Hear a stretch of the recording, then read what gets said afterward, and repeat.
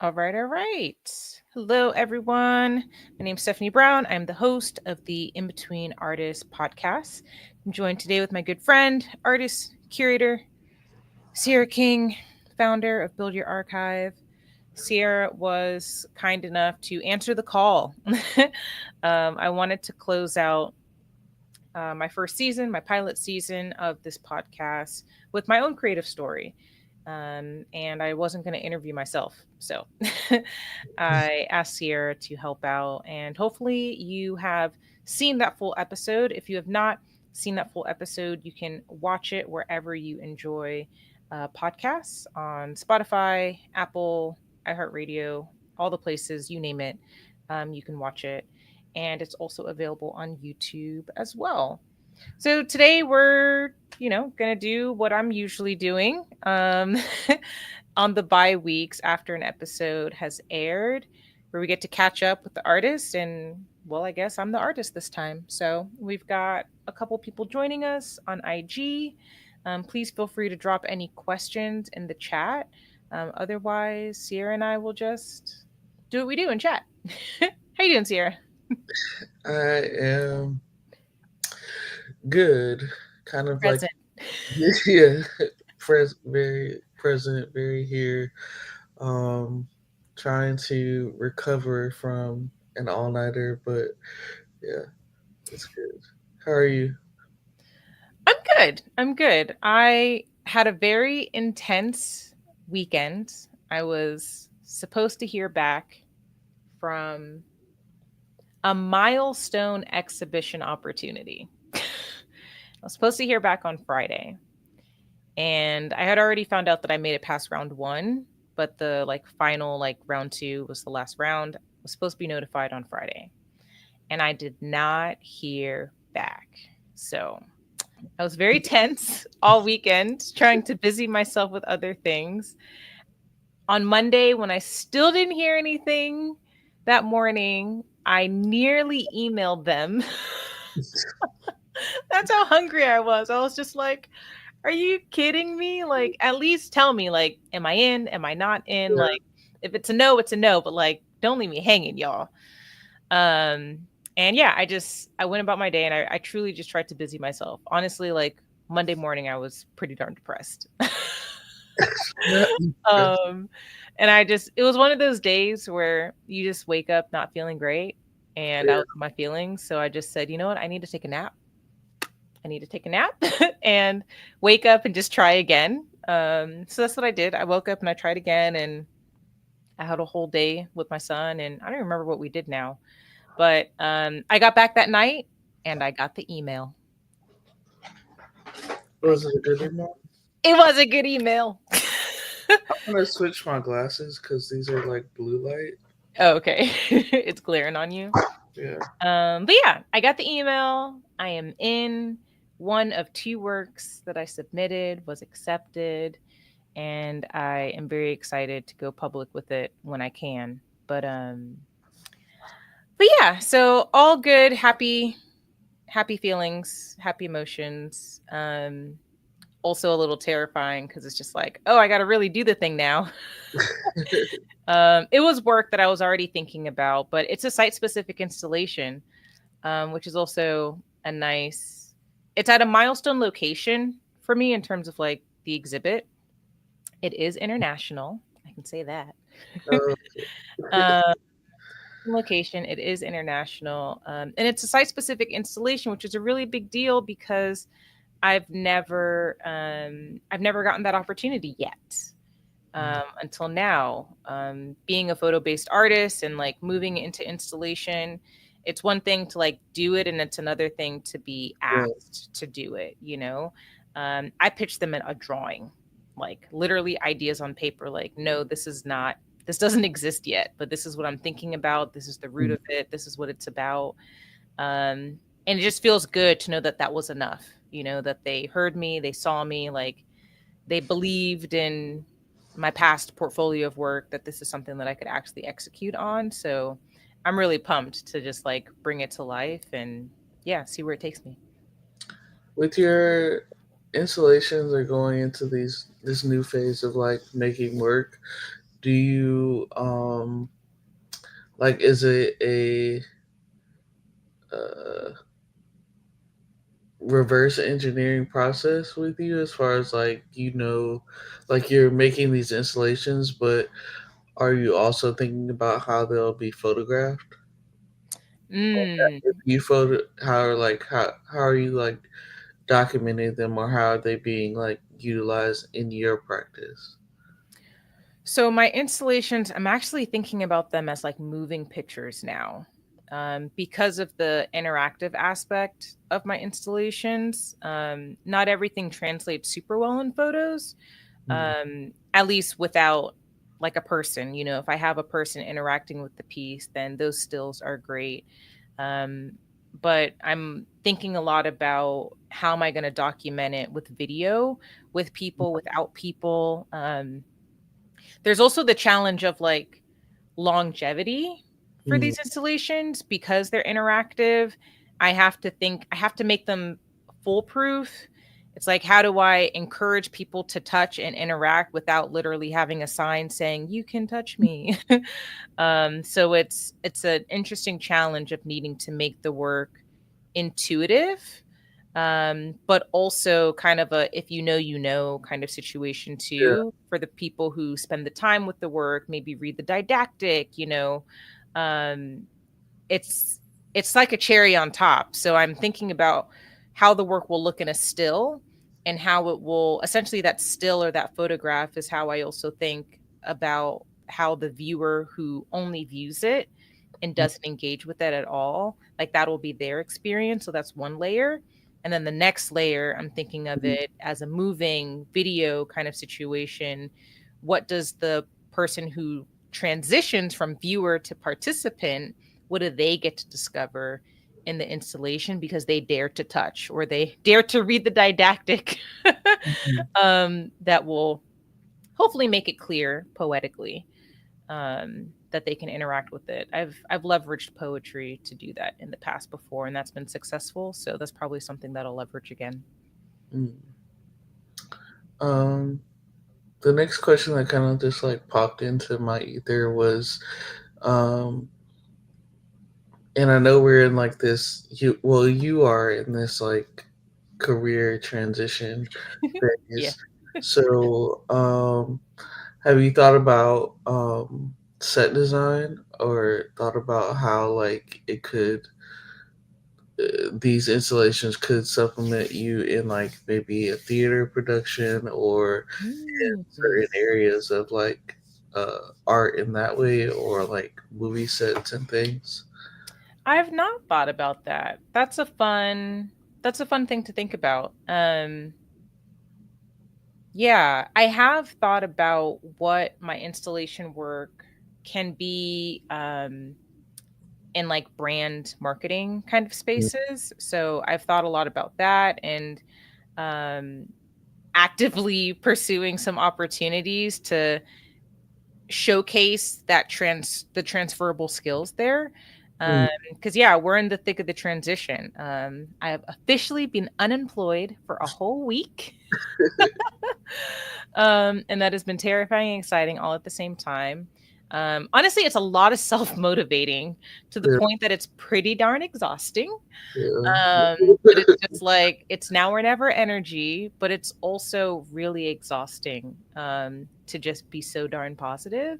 Like it is an active choice that takes a lot of energy. um, so yeah, dollars are not rolling in, but we're faith without works, so Yeah, we yeah. doing the work. We doing the work along with the faith. But yeah, I'm interested in experiential marketing. So I've been Mm, doing a lot of research around the role is actually called experiential producer, and those are people who create brand centered sets or experiences at festivals, major events, concerts, things of that nature. So I've been learning more about that because I'm like, oh, I do this, I've done this, maybe yeah, not for a yeah. specific brand. So I am looking for a brand, a business that's looking to activate some type of community event. or show up at a community event and just allow me to do my thing so I can demonstrate, hey, this is what my skills look like when applied in a marketing sense for a specific brand. So Mm. hoping that I'll be able to do that, especially with like World Cup coming up next year. I would hope that there are businesses thinking about this already now. So I'm trying to throw my hat in the ring. So for anybody listening, Stephanie is very available and open if you're looking to have an interactive art experience, branded experience at a future event. Yeah. Yeah, because I think like you said, everything is like just transferable skills, and like we just either don't know the title or don't know the space for it, and Yeah. so I think yeah, especially just and also like finding like the group of people that you want to work with, like theater people are totally different than brand people, so Right. it's like where can you find kind of like that middle ground of like okay, yeah, this is substantial for me to like keep doing, but then also like it's kind of like touching on that like passion part of it that you're able to um lean into while also like learning at the same time. So yeah, Yeah. That's is like chasing instead of I'm not chasing a title anymore, right? I'm not chasing a title or a specific job. I'm chasing um opportunities and spaces that are additive that allow me to utilize my existing skill sets and my art. They can call it whatever they want to, right, right, yeah, but the language is important because that is what helps the check writers. You can say like, "Oh, hey, I'm coming in here. I'm just an artist," and yeah, they'll have one view versus I know the language, so I can go to someone and be like, "Hey, I'm an experiential producer," and that title and that language comes with a sense of authority or respect and like dollar signs really associated to it. I know there's tons of artists who on their resumes probably it doesn't say creative director or art director, but they've done that, mm, multiple times and have the receipts to showcase it, but they don't have the language of what that looks like. So I feel like it's a part of, I don't want to say playing the game because I don't think it's playing the game. I think it's just being knowledgeable around right, yeah, how your skills as an artist is transferable across different industries. What is that thing called that you do? Like I love seeing is it Seabrooks mm, with the pool murals? yeah, Genius. Like we see murals on walls in dry spaces, but yeah, that makes total sense. When I see art at the bottom of a pool, like somebody did that. Like that mm. makes sense. So yeah, I love those types of examples and seeing people utilize their art forms in all these different spaces. We need more of that, really. Yeah, because like you said, it's more than murals, more than the gallery spaces, more than the opening nights and things. And I think uh, the experiences and the programs and like the sustained support of the work is on both ends as far as like the artist committing to the project and then like the organizations like supporting them throughout um, is really just what will help us continue to do the work wherever that is. Right. And like sustain it. I think that's the trick is just seeing our practices differently. It's wild that it took me this long to like get there, but I'm glad that I've arrived there now. And now it's like I know it's like with anything that I learn, I just want to share it. Like I can't have new information just to hoard it and keep it to myself. So I'm just like, okay, like look at this thing I figured out. And even though I'm actively navigating it, like Mm, who can I share this information with, share these nuggets with, share this advice with so that they can leverage it in their own careers and practices. yeah, definitely. I randomly went back to your YouTube and and watched the Asana video. Oh, that's old. Yeah. I was like, Asana looks totally different now, but Yeah.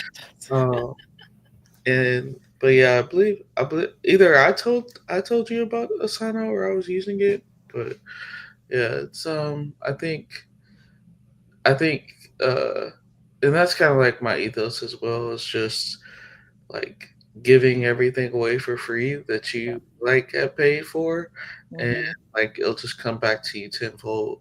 Yeah. Um, No, 100%. A brand deal would be nice, but it'll also come back. yeah, Like, call me Asana. Like, the number of people and organizations that I have put on to Asana. But yeah, I mean, if it's good, it's good, So it's also like, yes, a brand deal would be cool, but also like kudos to the product companies out there just making darn good product, where I'm not looking to get anything back from it because it's helping me and it can help my people. So just keep your doors open so that we can keep using this thing. I think I think deep down all artists want to be on like product teams. Yeah. Like Yeah. And don't even know it. And don't yeah, even know it. Like, if we like live in a world, we just want to be quality testers, quality and assurance testers, and just be like, let me come in there and break things and figure it out and talk about it and yeah. I didn't even know that that was something that I would enjoy until I was just in that position. So, for those that don't know, so my previous job was Working Not Working, which is technically a tech company. So it's a creative company, but what we're selling is software as service, right? So it's a SaaS Yep. product. Um, and so in my role as business operations manager, I was hand in hand with like all of the departments, so like marketing, development, things like that. But I worked very closely with the developers in the development department. So I was the one helping them. Like, I was going to them like, hey, what do you need to finish XYZ in a timely manner? Or, hey, we're getting this feedback. We need this. Like, what do you need? So I was in the weeds of all of that. I liked it. I liked it a lot. I liked it a lot. I liked having say as like, hey, Stephanie, what do you think about this? Like, oh, you want to know my opinion? Yeah. Um, and I also appreciated how much they appreciated my help because before me, they were just going straight to the CEO. Like, it was hard to like push things down the line. Mm, Um, Almost too many voices, not enough voices. Like, there was no like streamline to the process, but it was literally my job at this company to develop systems and processes to help them be more efficient, and help us as a team be more efficient with the product. So in doing that, yeah, I did a lot of development work. And I don't even realize like how much it like shows now. mm, um, like, I recently started using this platform Cohort, which is brand new. They just opened like yeah. not even a year ago. I was telling you about it. And so I've attended a couple of their online calls where the CEO is actually doing these webinars, like how to use the product and things like Mhm. that. And they're super wide open to feedback. So, of course, I can't keep my mouth shut. Leaving feedback. And I remember most of the time it was typed feedback, but one time it was verbal feedback. And the CEO is literally just like, I can tell you have a lot of experience with product development. And I was like, oh, really? Me? No, I didn't do But it that. was like, it was moments like those where I was just like, wow, yeah, I did that thing. Yeah. Yeah, you did.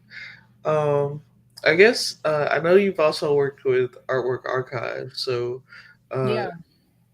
comparing the two, like which do you like better, or are there like features that like It's make it more interesting. manageable, It's or interesting because like Artwork Archive is shifting like mm, literally as of 2 months ago. So Artwork Archive has always been about the archive, like a home and space for you to catalog your work. You could showcase that you were selling work and that kind of thing, but that was never their MO. Like, they weren't interested. That wasn't a priority for them, like right? helping artists sell work. The priority was giving a space for artists to like catalog their work, Mm, which was great. And also, Artwork Archive to this day still is my plug for, artist opportunities. They do such a great job posting those every month. Um, So yeah, so that's kind of like the realm in which I held Artwork Archive. And then Cohort came in kind of looking to do what Artwork Archive was doing, but also do what Asachi Art was doing or an Artsy was doing. Like they were pulling from all of these different artists or artistic platforms and trying to like meld it into one. Um, and the perspective that they were coming from, I thought was really unique because they weren't interested in just solely the artists. They were also interested in the perspective of the collector. And Mm, that I think is what is kind of the novel bit that's going to really be their successful driver in the future because what collector can you talk to that has a digital database of all of the art and their collection, that they could put together themselves and showcase at any point in time? Cohort gives collectors that opportunity. And it's genius to create a platform for both collectors and for artists because mm, now it's like they're still in the growing phase, but eventually it's going to become a major discovery engine yeah. where collectors can find artists and artists can find collectors just through like a keyword search. Um, and they're also building like opportunities for galleries to come in and do the same thing. And I've already put in my 2 cents about how they need to consider the third or fourth avenue for the curator, for the Mm, independent curator, who can also leverage that space just the same, but with a different back end. mm, Um, so yeah, so for them, they're looking to be the business like marketplace engine for an artist from like marketing to sales. So their priority is sales, which is why that was their biggest differentiator from Artwork Archive. So less of a I wouldn't say that they were even like competitors per se, just because their priorities were very different. But mm, then literally 2 months ago, Artwork Archive, I got an email with them showcasing new like POS kind of things and mm, they are now trying to make more of a push towards sales, which I thought was interesting. So I don't know. I have now because of my experience with product and literally a product that was very successful for just over 10 years and then folded because my mm. company went out of business. I think it's a dangerous game when a product tries to do too much. Yeah. Yeah. And I think that the success is being niche and like being the best at Mm, that one thing. And if you want to have additive things, cool. But I think the race to try to make everybody happy is a mistake. mm, Um, and it just dilutes it because if you're not doing the absolute best at all of those things, you're really just giving more people reason to jump ship. yeah. So I'm always curious to see like what's the priority of a product because that's always what they're going to do the best at. So Cohort's priority is sales, and that's like my priority right now in my own art practice is Mm, having a space where I can do sales anywhere at any point in time. Um, so I just made my first sale on it earlier this year too, which was exciting. Um, but it's a lot of self marketing right now because the platform is new. But I mean, I'd have to self market regardless. So yeah. it's cool. It's nice to kind of see it all in one place. Yeah. I mean, for context, or whenever anyone else watches this, since I am the founder of Build Your Archive, I'm always thinking about like the ecosystems and like tech stacks and things that artists are bringing with them into like their digital and physical spaces. So, yeah, just hearing how your experience between the both of them and how you like utilize them um, is also essential to like how your archive would essentially be built, um, Yeah. because it's kind of like the the liminal space between computing and the like humanity part of it, Yeah. um, and yeah, that I just find that like interesting. Yeah. The humanity part's important. I know. I encourage anybody to just check them out, see for yourself, like by like looking at other people's profiles. Like you can look at my cohort profile; it's linked in my bio. But it's the even in uploading the artwork, I was like, oh. Like I was like pleasantly surprised at the basic information that's needed, of course, like title, dimension, things of that nature. But then there was like some optional questions for your future collector. Again, their priority is to help you push sales. So for each individual artwork, I can answer a question like, what is something you want the future collector of this work to know? Mm, Or what is something you want to share about the process of this work? Or they have something called moments, which is essentially their version of reels. mm, um, but it allows you to drop some video. What is it like to experience this work and like in real life, in space, mm. and those little things I think make the difference in just making it a more personable experience, for a future collector that's going to engage with your work. So we'll see. I mean, I definitely don't have all of my work that's available up there, but I've got a good bit of it so far. And um, yeah, it's nice to kind of track progress of like sales and that kind of thing. Like I've got a little chart where I can Okay. put in like my past sales, and future sales. So it's the business side that's just not sexy, and not super Yeah, fun. So it's nice to have a tool that just makes it a little bit more approachable. yeah, because I think we're definitely like in a time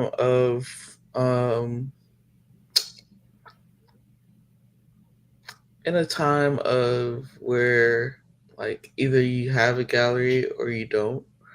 Um, Yeah. and And I don't. And I don't. if you I don't have a gallery, you have to figure it out.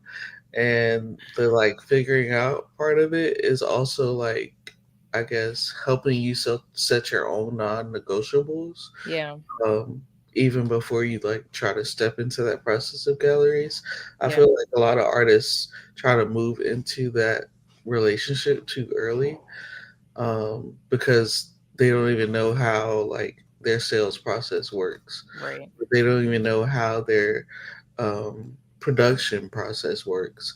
Yeah. Like they maybe produced a line of work or a body of work, but can they do that consistently over 2, 3, 4, 5 years? Right. And because that's what the gallery is looking for, is like they're rotating their work.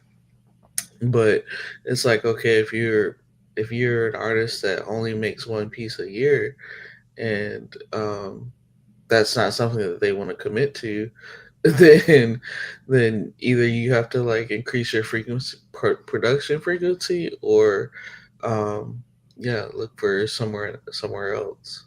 It's like the difference between the CEO or leader who's like never worked like customer support for that Mm, company, yeah, and the yeah. one who has, right? So the one who has worked customer support before being in that leadership role is going to come to all of their decisions and movement, and their just leadership style in general is going to be very different. So I'm seeing art careers very similarly. Like I Mm, thought I might have been ready years ago for a rep, but like no, like I needed to be where I am now to know what I know now, mm, to even like sit down at a negotiation table or like a contract. Like I've done all of the things now. So mm, I know, how do you know what you want your rep to do or support you with if you've never even done it for yourself yet? yeah, How can you answer those questions of like, well, how long does it take you to do blah blah blah blah blah? Like, how about this piece and this body of work? mm, What works do you want to sell? Which works don't you want to sell? What works do you want to make more of? Which works do you never want to see again? Like, yeah. what are you looking for in a relationship with the gallery? It is a very sweet compliment when I meet people for the first time who see my work, like whether they're at a show or like looking at my website or my resume. That's even the wildest. I have met people who don't even really know me. All they've done is looked at my CV and they assume I have a rep.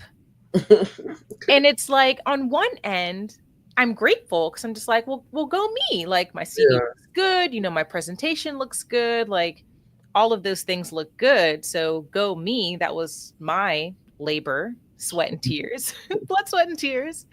Um, and on the other end, I'm just like, but no, I don't have a rep. So it's made me wonder since then, because I've had this comment now 3 times this year. And Mm, now I'm like shouting on the rooftops. I was like, no, I don't have a rep yet. don't have a rep yet. Like, I need people to know that Stephanie Brown is available. Like, I'm open for a conversation. I don't want people to like look now and think I'm like, oh, well, she must be with someone. So yeah, it's a very sweet compliment. And it demonstrates to me that like, okay, girl, like you're somewhere, you know, you're someone, you're doing something. Mm. But yeah, I'm just waiting to be matched. We need a reality show for matching early career artists, not emerging. We need a reality show for matching early career artists with future reps. It's like making a band but better. Yeah, I mean, I've been in arts administration for almost a decade now. That's It's wild insane. to say. So, like, I was just a wee child, and coming out of college, like, and wanting to like just be like, okay, this is what I. Here's three things I did. Go, Yeah. go do them, and when you go do them, either you're going to succeed and you're going to like fall into great opportunities, or you're going to fail and feel horrible about yourself. But it's not until you start doing things that you like really start ticking off of Yeah. like either your bucket list or like your projection list of what you think you should be doing, um or like this like ideal like version of an artist of yourself, that you think you should be. But I think a lot of early career artists either get stuck in analysis paralysis, or um, they're just not making enough work to even like be considered. And I think that brings me to like just like also my love for like critique, Yeah. being in that like space of like critique. Like I prefer critique over opening nights. I Because agree. Imagine if that was a thing, like, instead of like the artist talk, instead of that would actually be nice, like before an opening night, almost like a preview night to just like have a really strong crit. let's do it. Yeah, I like that idea. Well, I started critique because I was missing and craving it, and I saw you signed up for the end of the month, so yay. I did. But yeah, I had my first one last Thursday. Two artists showed up. Actually, Mm. I met John Glover for the first time in person, the painter. Oh Uh, yeah, I yeah, Atlanta-based painter, and yeah, he was excited. He was excited, and he brought three pieces, think. and we had a really great conversation about it. And he was just like, "Yeah, I want to come back." Like, it was very heartwarming, and I was just like, "You know what? This is why it's important to share. Like, I did this because this is something that I wanted for me." Mm. Um, Working on a part of my transition was also me getting back into my preferred flow of making, where I'm Mm. just making to make. I'm deep in thought of, whatever it is that I'm thinking about, and I'm just tinkering, I'm playing, I'm exploring in the studio. Not necessarily with things having a destination. If they do, that's cool, but that's not a requirement. But yeah, just kind of centering the iterative part of my process. Um, and I was like, you know what? Well, maybe other people want to do that too. So I put it out there. So it's nice to, when you put something out into the wilderness and you actually hear a sound back. So Yeah, it's a scary place to be, yeah, to always just be like consistently like, okay, I have to do depths of this the internet. thing, It's like, are and you in there?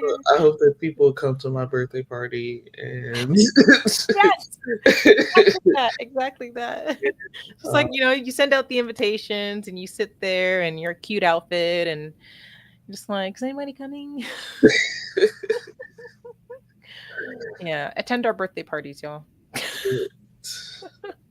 we have so many. Right. Oh um, my goodness. I also enjoy like the cross disciplinary conversations. Like I feel like, especially in the photography world, like a lot of Yeah. like photographers get stuck in like equipment and gear and It's tech. so unfair because like other mediums don't do that. Like you're not going to another filmmaker saying like, "Whoa, what was that rate that that film rate or speed or whatever. Like, you're not Mm. going to a painter and asking like what size paintbrush were you using or what brand oil, like it's very annoying. That's I'm just I love the cross part because I get to focus on the why. So, mm, like, I'm not a painter, so I'm not about to critique you on the quality of your painting technique. yeah. I'm not a painter, but I am going to ask you why you made those marks or like why this is even in the image. I'm going to ask you about your composition and things like that. I'm that person in critique. I'm the Mm, whether that's welcomed or not. I'm the person that's like poking at your why. yeah. I mean, I think everybody really needs that every once in a while. And not so much like in a like badgering or like judgmental way, but more so just to like get comfortable about what they're talking about. Yeah. It's a challenge too because the reality is that like when you're showing your work in the real world, people are going to have opinions. Mm, And it's not to say that you need to care about all of those opinions, but critique prepares you as to what you want to respond to or not respond to. Um, when I, very distinct memory is, so obviously undergrad's the first time that I really engaged in critique in that way, in my photo program at SCAD Savannah. And I was diving deeper into my desire to photograph news. And something that was coming up often was the connotations that just come with nudity. You mm, know, a lot of people can't see naked bodies without thinking sex mm, or without thinking porn. Um, and as annoyed as I was with those questions at first, now I'm grateful for those challenges and those pushes around those questions and critique because it forced me to really think about my now process that I have around photographing bodies.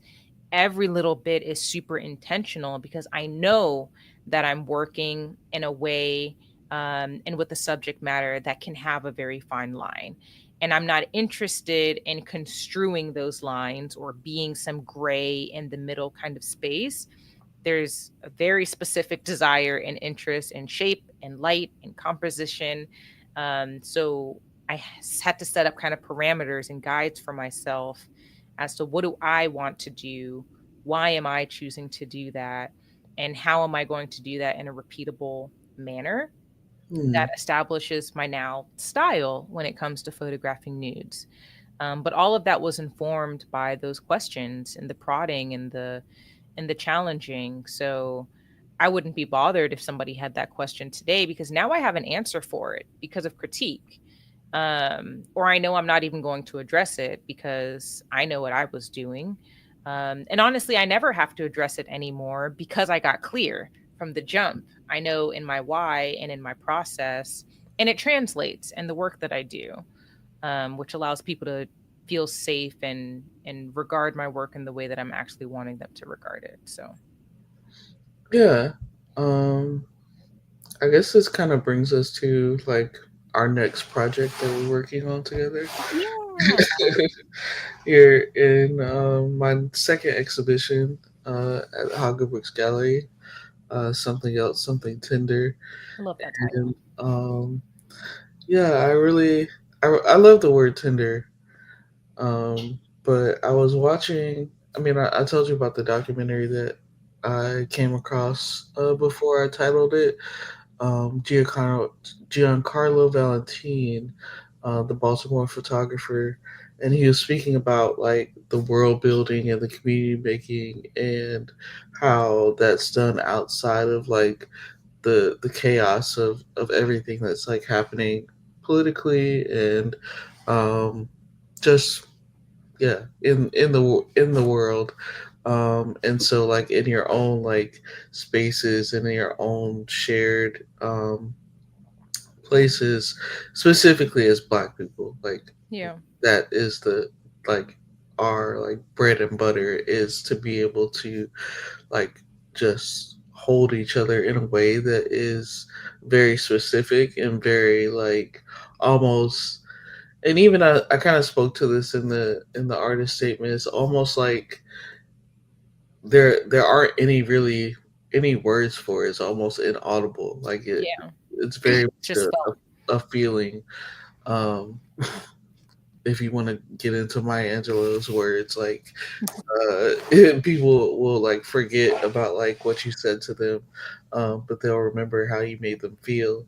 Mm, So I think that we as African Americans, Black people, do that really well, and I think that goes back to like us having to navigate like being being language or words being like a barrier, yeah, um, from like whether that language or words like being taken from us, or we're having to learn another language, or um, Black people across the diaspora are speaking different languages to each other. But I think if you know what rice and beans taste like, it's the same yeah, across everywhere, and it gives you that same type of like feeling of tenderness or gathering, or you're able to kind of like pinpoint these different moments that like are happening across, and kind of share that similarity and um speak to those similarities. And I think in your work specifically, when it addresses the body, it's like how are we carrying ourselves in a way that is just like not performative, but allowing the sitter and you as the photographer to like hold space for one another. yeah. um, and yeah, I just think that's like a really, it's hard to do, and not really hard to describe, but it's hard to do. And also I don't think a lot of people get or either one experience that. So when you're able to like um have that experience with the people that have commissioned you, or like people that have like shown interest in the project, like that's either like their first time, Yep. or they've never like been seen in the way that you've seen them, or Right. that you like photograph. And so I think, yeah, I guess you can speak to all of that. Yeah, When it I comes think it's special. I think I was telling you this before that to me it's like a performance. And I never thought of it as a performance. Um and intentionally a performance, right? Not performative, but to, the that exchange that I have with the sitter. There's a process around that, even deciding who's going to sit for me. It can't just be anybody. I've got criteria not around their physical body, but more so just around their mental space, like mm, their willingness to sit and be seen. mm, That really is the main criteria. Like you've got to be willing. I can't convince you. I always tell people like if you don't want to be here, the camera will know. yeah, yeah, And it'll be very clear and I won't be happy with any of the images, you know. And it's just an energy in the room that just like, yeah, okay, we're done here, you know. But when the energy's flowing and it's the right person who's just curious enough, willing enough, daring enough to see what I might see, I get lost. Like I could spend like 30 minutes photographing an elbow, you know? Like seriously, like I'm just, I'm always playing like really cool music, whatever it is that the person likes to hear so that they're comfortable. It's already dim lighting, like you just want to take a nap. But I'm just making circles and up and down and like it's a full body workout for me as the photographer. yeah, Um, but yeah, but it's intimate in the way of like getting to know them without even having a conversation. Like mm, getting to know them through their scars, the pores on their skin, through the um just their overall shape in general, and letting the light lead that narrative for me. Yeah, it's beautiful. So I was excited that you asked and to be invited and a part of the show. Um, I think it's a great opportunity for me to showcase some things that people have already seen and also showcase things that people have not seen, mm, and to also be able to like tie a nice or showcase that common thread throughout those pieces and elements, and all those special moments in between. Yeah, a question that came up at like my last artist talk was they were interested in how artists like give an enthusiastic yes to their curators or give like an enthusiastic yes to an exhibition that comes across like their email inbox or whatever.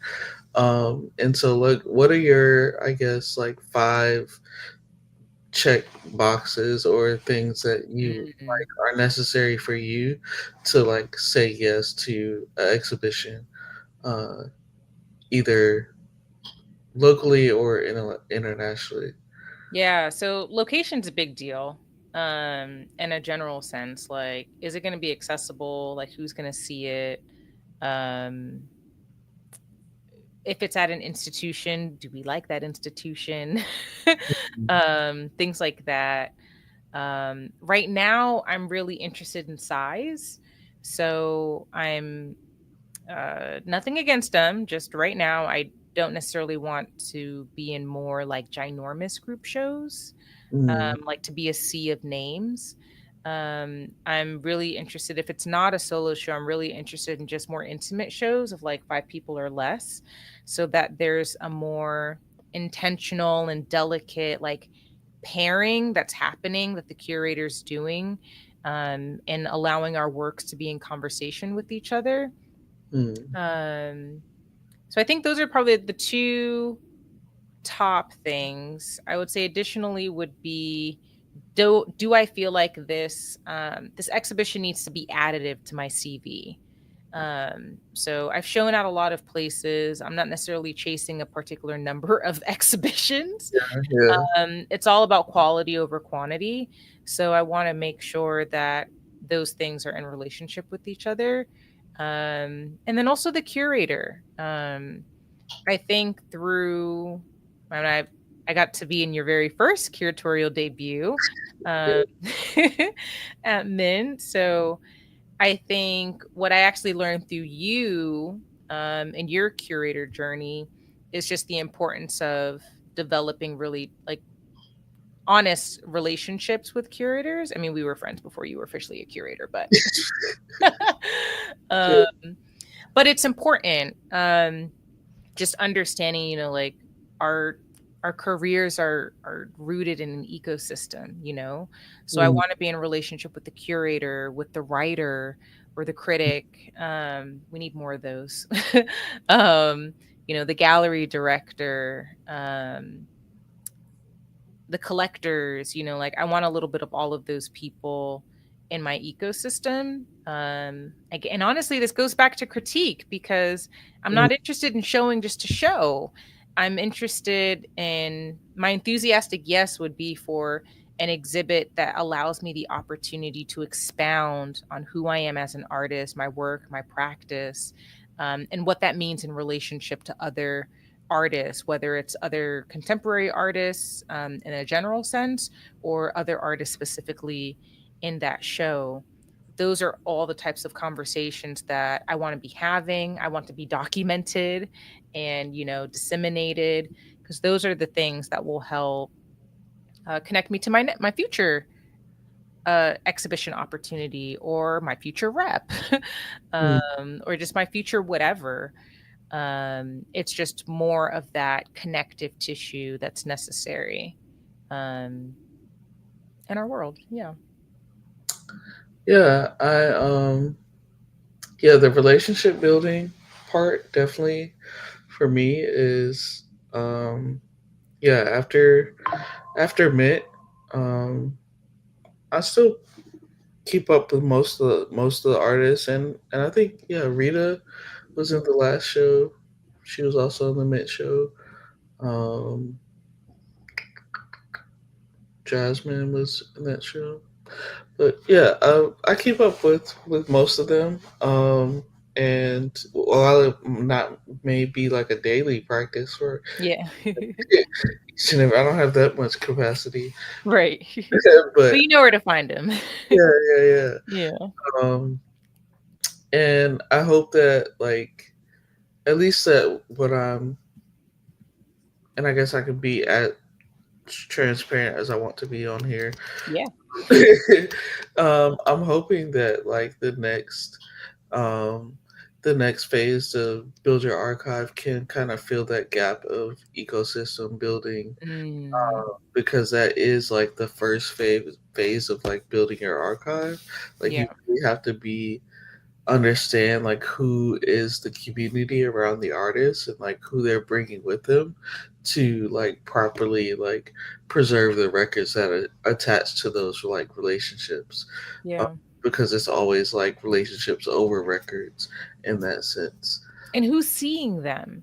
So Mm, like to I mean, I obviously you and Jasmine are friends, but to aside from that fact, like seeing Jasmine through you, through your documentation, like that's beautiful. mm, Um every artist should get to experience that. yeah, Not just to have an archive that can be leveraged in the future, but also to witness being seen and to witness what that looks like. Imagine the number of artists who never actually get to see their archive. yeah, I think that's a part of the beauty of like receiving your flowers now, right? Opposed to later, is being an active part of the building of your archive, opposed to it being like a posthumous thing. mm, I think we need more of that because that's motivating. I can have my darkest day and to see a message or a comment from someone that saw something that I posted, or resonated with something that I did. Like it just takes those small moments to like reignite. Like I said earlier, it's a lot of self motivating. yeah, It's a lot of self motivating. So any opportunity to like get some motivation from someone else who sees you, especially when it's a stranger, it's just like, oh, yeah.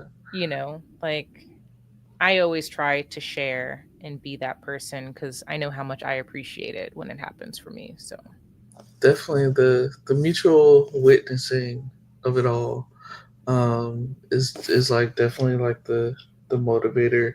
I think that at least what I've seen in the last like year or for you is that like you've kind of like turned that mirror on yourself and practicing like witnessing yourself yeah. in the gaps of people like not being there. Ooh, Um, feel that. Dang. but Yeah. Thank you. it's also like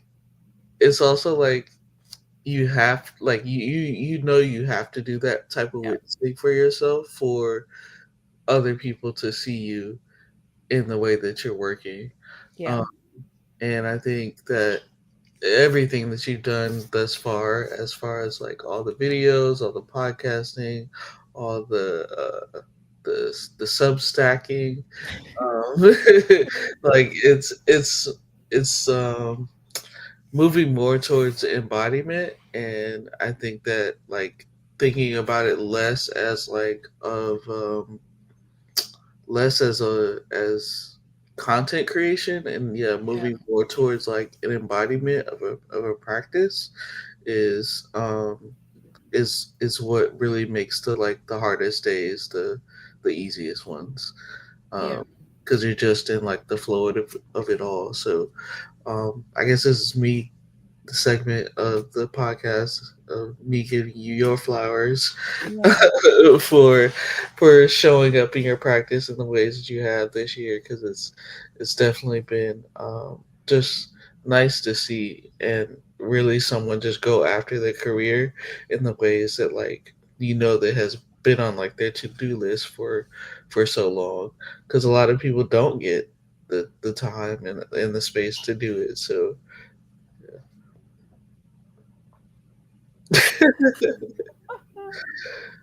Thank you. yeah, Yeah. That means a lot. That means a lot. Seeing and being seen. It means a lot. I appreciate you. something else, something tender. Yes.